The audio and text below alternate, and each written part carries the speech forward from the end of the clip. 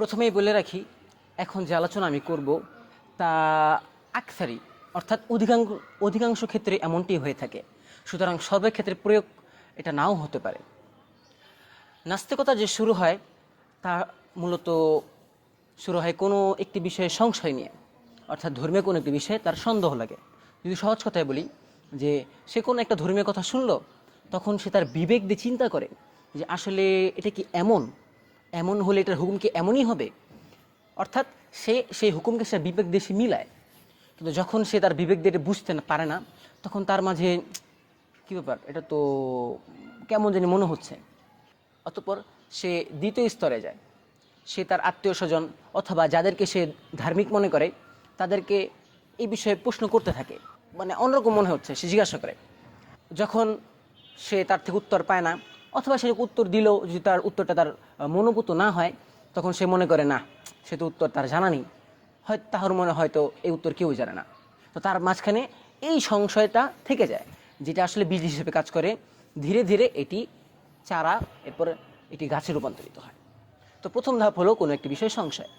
দ্বিতীয় ধাপ হলো অপরকে প্রশ্ন করা, অর্থাৎ তার দৃশ্যের জায়গায় ধার্মিক মনে হবে তাকে প্রশ্ন করা। হ্যাঁ, তবে এই কথা কিন্তু বাস্তব যে ধার্মিক হলেই যে সকল প্রশ্নের উত্তর তার কাছে থাকবে এমনটি নয়।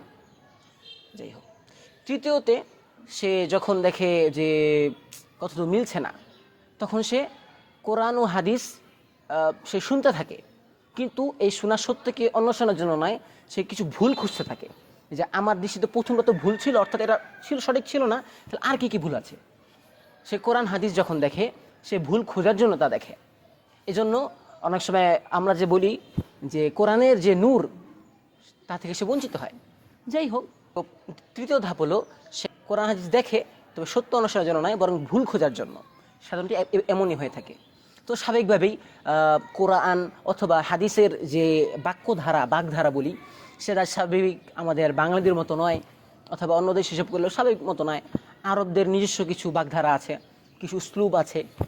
তো সে যখন সেই ধারাকে ধরতে না পারে, তো স্বাভাবিকভাবে কিছু আয়াত, কিছু হাদিস তার কাছে মানে আকল পরিপন্থী মনে হয়।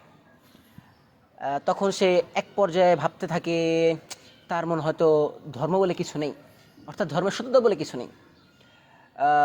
তার মানে হয়তো ধর্ম এগুলো মানুষের তৈরি, এর এক ধরনের ব্যবসা টাইপের। অর্থাৎ তারা চাচ্ছে, ধর্মীয় লোকরা চাচ্ছে মানুষকে একটি সীমাবদ্ধতে আনতে, একটি গণ্ডির ভিতরে আনতে।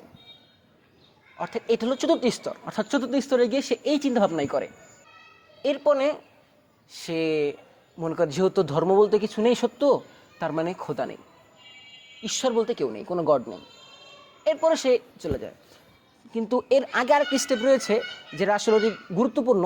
তা হলো সে এই লাস্ট স্টেপে যাওয়ার আগে সে তার চিন্তাধারা যারা আছে তাদের ভিডিও সে দেখতে থাকে, তাদের ভিডিও, তাদের লেখা কিতাব হতে থাকে। তো এইভাবে সে সর্বশেষ পঞ্চম স্তর, অর্থাৎ সে খোদাকে, অর্থাৎ ঈশ্বরকে অস্বীকার করে বসে।